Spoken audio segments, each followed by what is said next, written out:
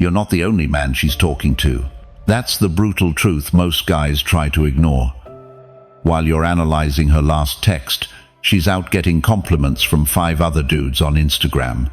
She's got options, plenty of them. And the worst part, most men willingly sign up to compete, thinking being extra nice, overly available, and constantly present will earn them a spot in her heart. But it doesn't. It earns them a seat in the friend zone. If you've ever felt like you were doing everything right but still ended up overlooked, confused, and wondering what the hell went wrong, this video is your wake-up call. You don't need to chase. You don't need to beg. You don't need to outperform every guy in her orbit. What you need is to flip the script entirely. This isn't about playing games. It's about understanding how attraction actually works and how Stoic principles can turn you from just another guy into the man she can't stop thinking about. Because here's the thing, women don't choose the man who tries hardest. They choose the one who doesn't need to be chosen. And if you learn to carry yourself with that kind of quiet power, emotional control, purpose, presence, everything changes. Today, I'll show you exactly how to do that. Let's get into it. Number 1. Stop competing with other men. You don't win a woman's heart by trying to beat every man around her. You win by refusing to play their game in the first place. Let me tell you about Mark. He's 42, works in finance, divorced 3 years ago, and recently started dating again. He met a woman, Jessica, 38, single mom, attractive, smart, witty. But here's the issue. She's got men orbiting her like moths to a flame. Mark saw it and panicked. He upped his texting, sent flowers, just because, offered to fix things at her place, and started checking her Instagram stories like it was his job. And guess what happened? She slowly pulled back. Why? Because Mark started acting like a contestant, not a man with options. He placed her on a pedestal and himself beneath it. That energy, it's repelling. Competing with other men communicates one dangerous message. You're the prize, not me. And women, especially those used to attention, don't want another fan. They want a man who doesn't flinch in a crowd. See, most men think showing how eager they are will prove their worth. But all it proves is that they're used to being overlooked. If you have to prove you're better than the next guy, you've already lost. A woman will never choose the man who's scrambling for her approval over the man who's completely unfazed by her options. And let's be clear, this isn't about playing cold or pretending not to care. This is about actually caring more about your own center than about her reaction. You are not her emotional servant. You are not her contestant. You are not one of many. You're either the man who's leading his life with purpose or the one reacting to hers. There's something magnetic about a man who isn't in competition because he already knows his value. He's not in a rush. He's not anxious. He's not needy. He's not watching her every move because he's too busy living his own life. That kind of energy forces a woman to notice you, not because you're chasing her, but because she starts wondering why you're not. Back to Mark, after a rough few weeks of emotional overinvestment, he took a step back. Cold turkey, no texts, no comments, no likes. He refocused on work, reconnected with friends, and even picked up boxing again. And within 2 weeks, guess who sent the first message? Jessica. Because here's the truth. When you stop auditioning, you become the role. Stoicism teaches that comparison is the thief of peace. That includes comparing yourself to other men in a woman's life. Your value doesn't go up because she chooses you, and it doesn't drop if she doesn't. A Stoic man doesn't chase affection. He cultivates presence. The next time you feel that urge to compete, to one-up another guy, to impress her with gestures, to stay in her mind, pause. Ask yourself, is this strength or submission? Desire is not weakness, but begging for attention. That is. Control your energy, reclaim your posture, walk like you're the prize, because if you don't believe it, she won't either. If this hit you somewhere real, drop it in the comments. Type, "I won't chase," and keep watching, because the next shift is deeper than it looks. You'll see why soon. Number 2. Be the prize, not the pursuer. If you chase something, you're telling it it's above you. Simple as that. That's why the man who constantly tries to prove his value to a woman rarely ends up chosen. Not because he's not a good guy, but because he's acting like she's the prize, and he's just hoping to be noticed. It's the energy behind the action that kills the attraction. See, when you try too hard to win her over message, over compliment, over explain, you're not actually leading, you're submitting. And a woman might tolerate that, but she'll never crave it. Let's flip that. When you walk into a room already knowing your value, you change how she sees you. You don't need to say you're rare. You show it in how little you chase, how focused you are on your own goals, how unwilling you are to let a woman's attention validate your worth. Being the prize isn't arrogance, it's calm, it's presence. It's the understanding that you bring something powerful to the table, and if someone doesn't see it, that's not your problem to fix. And here's where Stoicism gives you the edge most men will never access. Marcus Aurelius said, "Waste no more time arguing what a good man should be. Be one." That's it. A man who embodies value doesn't need to advertise it. He lives it. And because of that, he becomes the gravity in the room. Now imagine what that looks like in dating.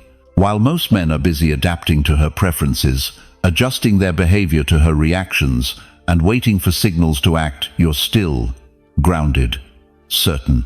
You're not trying to win her. You're giving her the opportunity to qualify herself to you.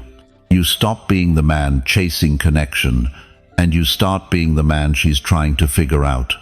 Women want to feel something around you. They want to feel desire, safety, challenge, mystery. You can't provide that if you're stuck in pleaser mode. She doesn't want to be the center of your universe. She wants to orbit a man who already has one. That means not chasing. That means not over-explaining yourself. That means not adjusting your energy every time her mood changes. Because every time you do that, you teach her that your sense of value depends on her behavior. And that's a terrible message to send. Here's the shift. Start seeing your attention as currency. It's not free. It's not unlimited. It's something she earns slowly, consistently, over time, just like you would expect to earn hers. And if you feel resistance to that idea, it's because you were probably taught that being a real man means giving endlessly, proving endlessly, sacrificing endlessly. But you're not here to audition, you're here to lead. And when you lead like that, the dynamic shifts completely. She starts to lean in, she starts to wonder, she starts to chase, not because you're manipulative, but because you finally stopped giving away what should have been protected from the beginning, your presence. As Seneca put it, if you know not to which port you sail, no wind is favorable. A man who knows where he's going doesn't beg for attention, he filters it. He doesn't ask to be chosen, he lets the right ones earn access. If this part hit home, let it be known. Drop in the comments, "I am the prize." Next, we're going to touch something most men never even think about, but it's quietly destroying their attraction. You'll want to catch this. Number 3, control your emotional availability. There's a reason why mystery pulls people in and emotional oversharing pushes them away. Let's talk about Tony. He's 46, owns a small architecture firm in Denver. Smart, stable, great shape. A few months back, he met Lauren, 43, works in marketing, divorced, stylish and confident. They had chemistry right away. The first couple of dates were smooth. Good conversation, great energy. But then Tony made a mistake, one that many good men make. He got emotionally available too fast. By the third date, he started opening up about his past relationship, his fears, how much he appreciated, how different she felt from his ex. He sent long texts, deep reflections, voice notes at night about how he hadn't felt this kind of connection in years. Sounds honest, right? But to Lauren, it was too much, too soon. What started as attraction turned into pressure. She felt like she was being pulled into someone else's emotional weight, and it made her pause. The connection stalled. She got distant. Tony was confused. Here's the truth. Emotional availability is valuable, but only when it's earned. When it's handed out too soon, it feels desperate, like you're trying to buy intimacy instead of letting it grow naturally. Emotional availability is like a locked room. If you let someone walk straight in, no questions asked, there's no sense of value. But if you let her earn that access, one door at a time, the connection feels real, intentional, powerful. As men, especially men over 35, we're often told that we need to open up more. And yes, vulnerability is important, but timing is everything. Vulnerability without boundaries isn't strength, it's a leak. Women don't fall for a man because he tells her everything. They fall for a man who knows when to hold back and when to reveal. A man who can sit in silence without panicking. A man who listens more than he reacts. A man who lets the emotional tension breathe before he releases it. Tony didn't need to play cold. He just needed to slow down. Let Lauren get curious. Let her feel the desire to go deeper instead of handing her the whole map from day one. Here's what you do instead. When you're dating someone new, share pieces of yourself gradually. Not in a calculated, manipulative way, but with intention. Let your presence speak more than your paragraphs. Let her notice the way you live before you tell her how you feel. That's real emotional control. Remember this, if you're always available emotionally, you remove the natural tension that attraction needs to grow. You become predictable, and predictability kills curiosity. Stoicism teaches us self-restraint, self-mastery. As Epictetus said, "No man is free who is not master of himself." That applies to your thoughts, your actions, and yes, your emotions. Being in touch with your feelings doesn't mean being controlled by them, especially not in front of someone who hasn't earned your trust yet. Tony learned this the hard way, but he got better. He took a step back, focused on being more present and less expressive. He still showed care, but he let Lauren lean in first. And slowly, the connection rebuilt. Not because he pushed, but because he let her feel the gap and step into it willingly. If you've ever given too much too fast, drop a comment. Say, "I hold back, stick around," because the next truth is subtle, but it shifts the way she sees you in ways you won't expect. Number 4, never be too accessible. Let's make one thing clear. If you're always available, you'll never feel valuable. You might think that being there all the time, replying instantly, saying yes to every call, every plan, every check-in, makes you dependable. But in her mind, it often makes you easy to ignore. You become a given, a fallback, a background presence that's always there, so she never has to wonder about you. And nothing kills attraction faster than removing the mystery of your time. When you're too accessible, you don't give her space to feel your absence. And without that space, there's no contrast, no anticipation, no desire. Being unavailable doesn't mean you're playing games. It means you have a life, a full one. One where your energy isn't always up for grabs. That's what makes you magnetic. She starts to wonder, what's he up to? Why hasn't he replied yet? Is he thinking about me? That curiosity is fuel. Now here's the Stoic angle. Marcus Aurelius said, "You have power over your mind, not outside events. Realize this, and you will find strength." You can't control when she texts you, or what she does when you're not around. But you can control what you prioritize. And when your time is spent chasing instead of building yourself, you've lost your center. Being busy isn't the point.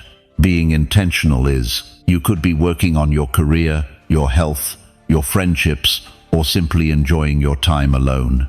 The point is, you're not available just because she showed up. She doesn't get 100% access by default. She has to earn it. The problem is, most men don't believe they're worth protecting. So they throw themselves into every conversation, every request, every spark of interest, hoping that being present will build connection. But what builds attraction is selective attention. When your time feels rare, your presence becomes a reward. Let's break it down even simpler. When you reply too quickly, show up too often, or say yes too easily, you signal that you don't have anything more important going on.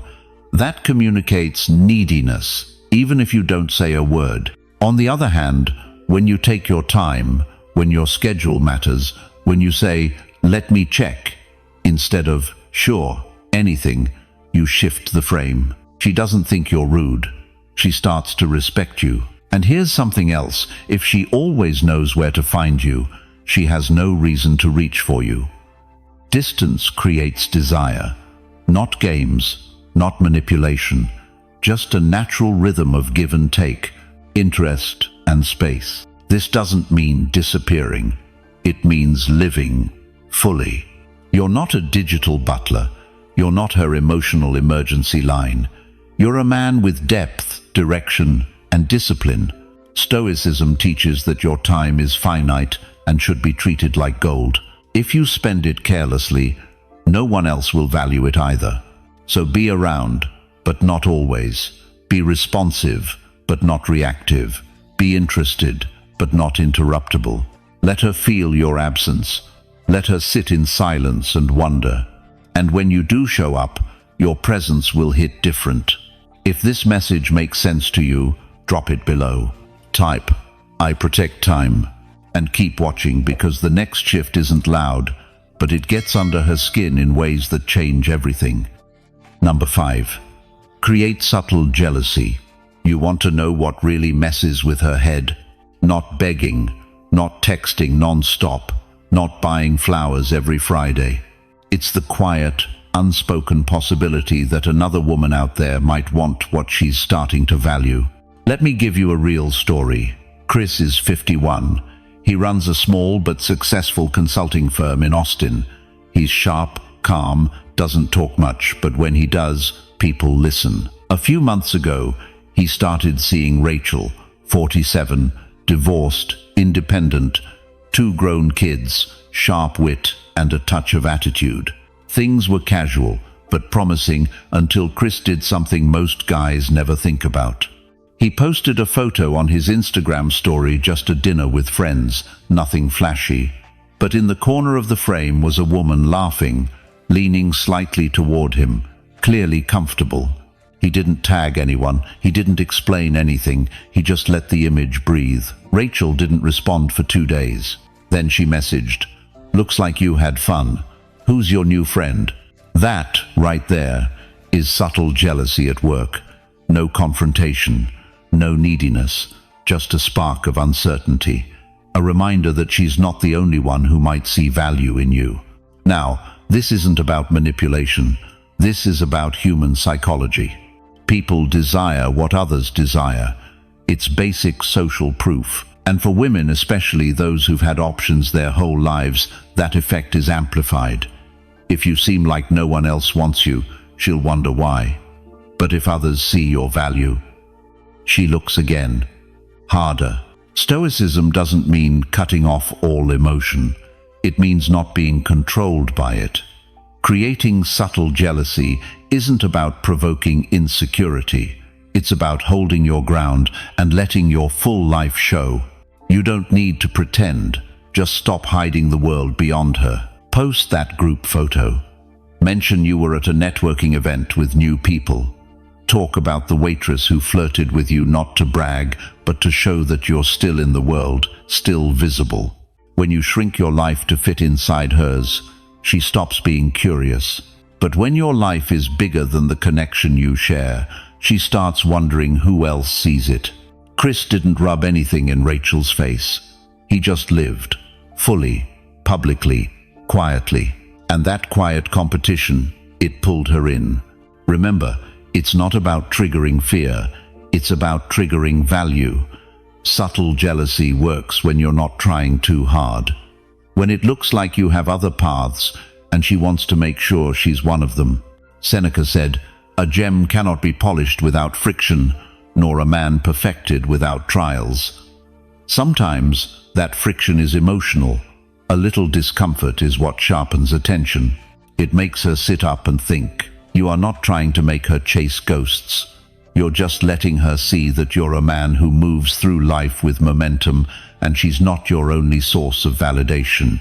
You'll know it's working when her tone shifts, when she checks in more, when her questions get more specific. She won't always say it, but she'll start watching closer. Just remember, subtle is the key word. Don't overdo it, don't fake it, don't weaponize it. Let it happen naturally. Let your life speak louder than your need for reassurance. If you've played it too safe for too long, say it out loud. Drop a comment. I move freely. And trust me, what we're about to touch on next goes even deeper. Stay close. Number 6. Show you have other options. Here's a hard truth most men ignore. When she knows you have no one else lined up, she feels zero urgency to choose you. We don't like to admit that. We want to believe connection is enough, that if we're honest, present, and available, it'll all click. But attraction doesn't work that way. If a woman feels like she has all the power, like she's the only possible choice you have, her mind starts to wander. Not because she's cruel, but because certainty kills excitement. On the flip side, when she senses that you're not depending on her for your sense of romantic possibility, the energy shifts. Suddenly, she sees you differently. She starts to question her place. She wants to know what makes you so calm, so confident, so hard to impress. Here's where most men mess up. They try to tell women they have options. They drop hints, act overly casual, or talk about how they're not really looking for anything serious. But all of that screams insecurity. It's forced. You don't talk about your options. You embody them. It's in the way you carry yourself, in your schedule, in your posture when you're with her, in how you don't rush texts, don't cancel your plans, and don't try to lock her down. Your energy says, I'm here now, but I won't stay if this isn't mutual. That's power. And it's not about having a rotation of women, either. You don't need to be a player. You just need to show without words that your life doesn't pause for anyone. That your options aren't just romantic, they're in your lifestyle, your vision, your future. A man with options is a man who is difficult to sway because he's not afraid to walk. He's not emotionally fragile. He doesn't chase. He doesn't convince. He doesn't shrink to fit someone else's comfort zone. He knows the right woman won't need to be begged. She'll choose. Epictetus put it best. Freedom is the only worthy goal in life. It is won by disregarding things that lie beyond our control. Oh, and her choice. That's out of your control. What's in your control is your response, your boundaries, your path forward. So what does this look like practically? It means you don't drop everything when she finally reaches out. You don't change your routine to accommodate her whims. You don't become overly available just because she sends a flirty text after 3 days of silence. You remain grounded. You respond when you're ready, not when you're hungry. You make time if it aligns, not because you're afraid of missing your chance. And when she tests you, because she will, you don't flinch. You don't explain yourself. You don't get defensive. You keep moving forward with or without her. That's the energy of a man with options. And it's irresistible. You don't need to brag. You don't need to pretend. You don't even need to play cool. You just need to act like you're not auditioning for her attention, because you're not. If she sees your worth, great. If not, someone else will. When you stop performing and start living from a place of quiet strength, the dynamic flips. She starts investing, she starts wondering, she starts chasing. Because in her mind, she's no longer evaluating whether she likes you. She's trying to make sure you still like her. If you've ever felt the urge to prove your worth, flip the script right now. Type in the comments, I have options. Oh, don't stop now. What's coming next goes beneath the surface, and it's where the real shift happens. Number 7. Be willing to walk away. Let me introduce you to David. He's 49, owns a small construction company in Tampa. Hard-working, disciplined, no-nonsense kind of guy. About 6 months ago, he started dating Melissa, 44, elementary school principal, strong personality, used to being in control. Things started well. Chemistry, check. Dates, smooth. But over time, Melissa started testing boundaries. She'd cancel plans last minute, take hours to respond to texts, drop vague comments about not being sure where things were going. David liked her a lot. But here's where he made the move most men never make. He didn't chase, he didn't argue, he didn't beg for clarity. He simply said, "Sounds like you're figuring things out. I'll give you space." And he walked. Not out of anger, not to manipulate. He just knew who he was and what he wouldn't tolerate. 3 days later, Melissa messaged him, "I didn't expect you to actually step back like that." Exactly. Most men think walking away means losing. But the truth is, walking away is one of the strongest things a man can do if it's coming from self-respect, not ego. Because here's the truth. When she knows you won't walk, she stops respecting your line. Women don't test you to watch you fail. They test to see if you mean what you say. And if you don't, if you bend every time she pushes you, teach her that your words are just noise. But when she sees you're willing to walk, everything changes. Suddenly, your boundaries matter, your time matters, your presence becomes something she wants to keep, not something she assumes will always be there. This isn't about playing hard to get, it's about being okay without her. And that's what makes you powerful. Stoicism teaches this beautifully. As Epictetus said, "He who is not master of himself is not free." That includes the fear of losing someone. That includes clinging to connection out of emotional weakness. If the idea of walking away terrifies you, you're already losing frame. A man who walks away isn't cold. He's clear.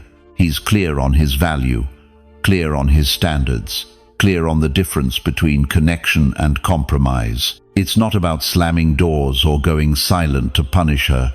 It's about choosing peace over chaos, dignity over drama. David didn't storm out of Melissa's life. He just stepped out of the dance, and that silence, that calm withdrawal, it said more than any lecture ever could.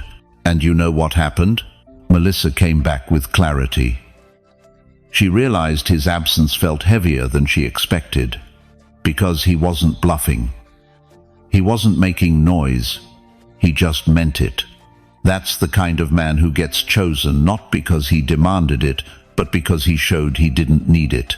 Walking away, when done from a place of strength, is a reset.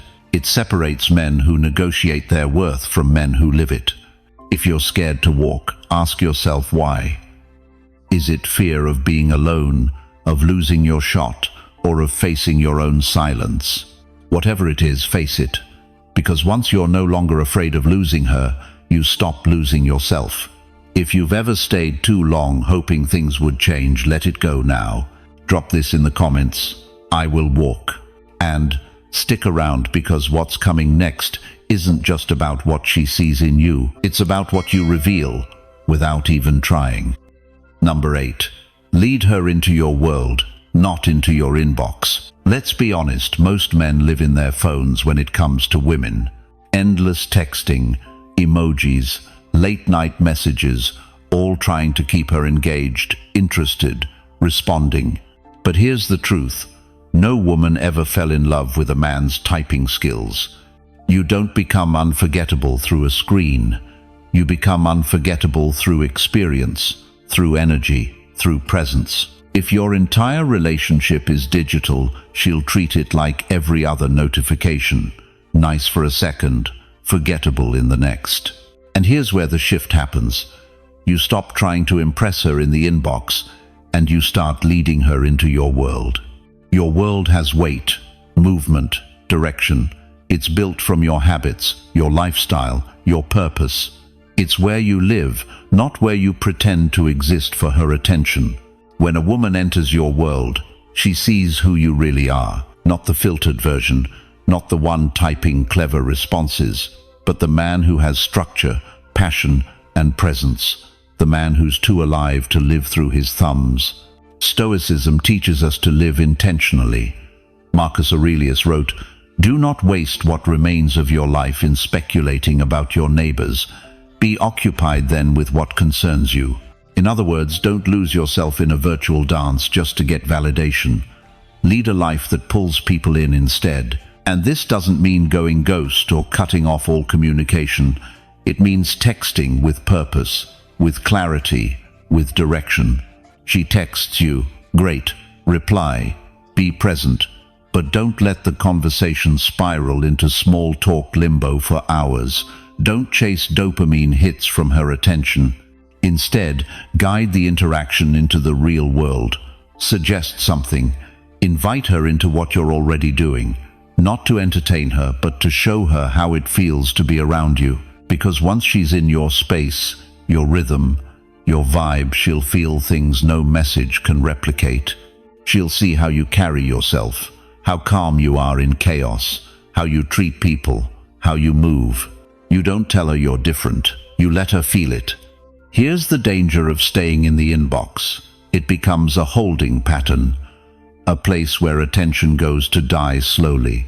If you're too available in conversation, she won't feel urgency to meet, to commit, to invest. You want her intrigued by your world, not just your words. Let her imagine what your life looks like without her. Let her wonder what it would feel like to enter it. Let the mystery build, not because you're hiding anything, but because you're busy living something. Your world should be so full, so magnetic, that she naturally wants to step into it. Because once she's there and it feels grounded, intentional, exciting, she won't be comparing you to anyone else. She won't need another inbox conversation. She'll want access to your energy in real life. And that's where real connections are built, not behind a screen, but beside you in the real world. If you're done texting just to keep her attention, say it out loud. Drop in the comments, "I lead real." And trust me, what's coming next is where everything clicks. Don't miss this last piece. Number 9. Let her earn your intimacy. Let's be honest, most guys give intimacy away like it's candy. Not just physical intimacy, but emotional, mental, spiritual. They unload their past, their hopes, their insecurities, all within the first few dates. And they think that makes them more connected, more desirable. But here's the truth. When you give something valuable too easily, it loses value fast. Now let me tell you about Jake. He's 55, runs a high-end carpentry business out of Portland. Been through a tough divorce. A few months back, he met Claire, 51, successful real estate agent, recently out of a long relationship. Great chemistry from the start. Jake was thrilled. Finally, someone who seemed to get him. So he opened up, quickly, told her how his ex betrayed him, shared his fears about dating again, gave her the whole emotional download. Claire listened. She said all the right things. But something shifted. She stopped texting as often, cancelled one date, then another. Eventually, she just faded. Jake was crushed and confused. He thought being vulnerable would bring them closer. But he forgot one key thing. Value is in the earning. See, when a man gives his intimacy away too soon, it feels unearned. Unearned intimacy doesn't feel special, it feels overwhelming. Claire didn't leave because Jake was emotional. She left because he gave her more than she had earned. It felt like a shortcut, like pressure, like imbalance. Women want intimacy, real intimacy, but they want to feel like they've unlocked it, like it's something they earned by being trustworthy, consistent, emotionally mature.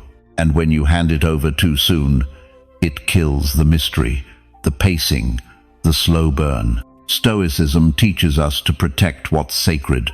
As Marcus Aurelius wrote, "The soul becomes dyed with the color of its thoughts."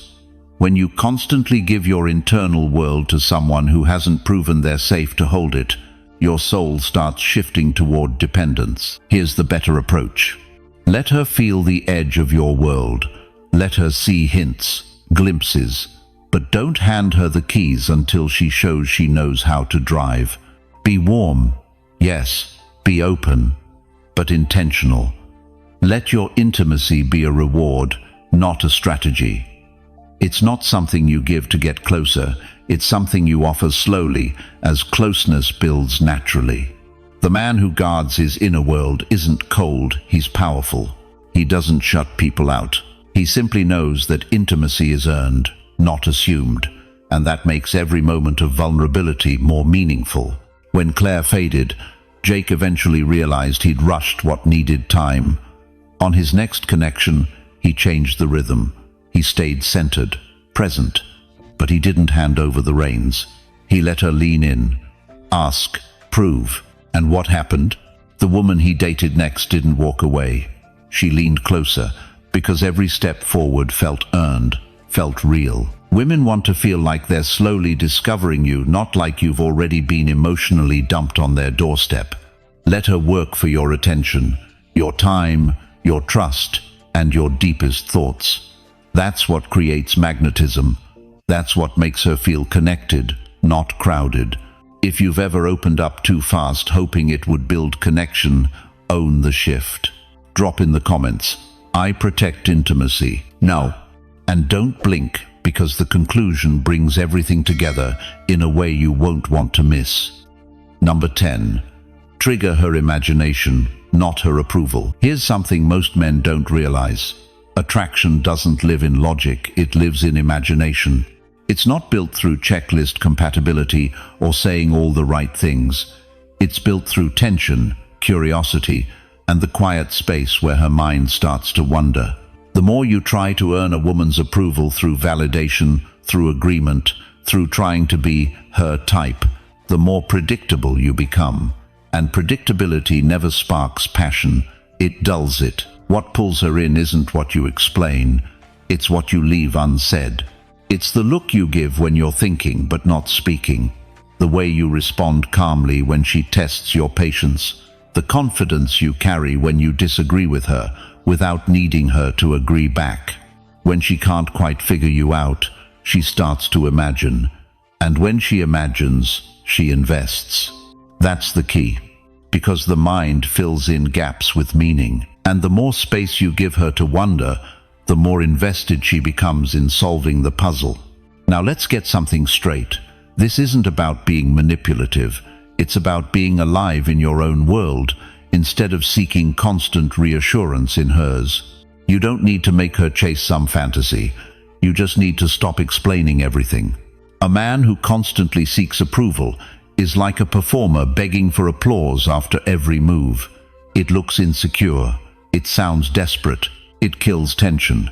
But a man who's centered, who doesn't ask for applause, he holds attention without trying. That's what Stoicism teaches us. As Seneca said, it is the power of the mind to be unconquerable. You don't need to dominate her thoughts by force, you just need to spark them. Let her wonder where your mind is. Let her guess what your boundaries are.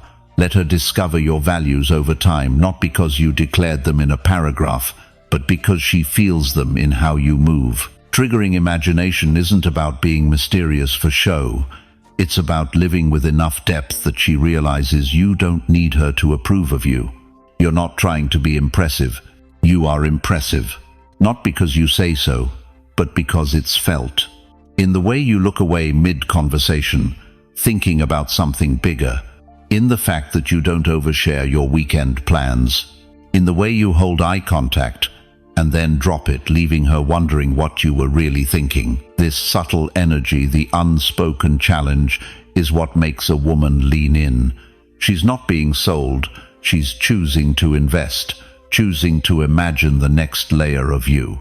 And once her imagination is engaged, you no longer need to convince her of anything, because she's already building the fantasy on her own. You're not showing her how to feel. You're giving her space to feel it. This is where most men fail. They overshare, over-explain, overtreat, because they don't trust that who they are, calm, grounded, in motion is enough. But it is. The silence you leave in a conversation says more than any clever line. The restraint you show says more than any flirty compliment. The confidence you carry without demanding attention, that's what lingers. That's what triggers the imagination. Not because you're playing a role, but because you've stopped performing. So stop trying to win her approval. Start living in a way that captures her curiosity. Let her lean into the mystery. Let her fill in the blanks. Because when a woman starts imagining who you are, she starts wanting to know more. And that's a want you'll never have to chase. If you've ever tried too hard to win someone over, say this now. Drop a comment. I spark wonder. You've just walked through 10 shifts that most men never even consider, 10 ways to stop chasing and start being chosen. This isn't about games. It's not about manipulation. It's about becoming the kind of man who doesn't need to convince anyone because who you are already speaks for itself. If this video lit something up in you and you're ready to keep building that mindset, make sure you subscribe. There's more coming that you won't want to miss. Thanks for watching. I'll see you tomorrow.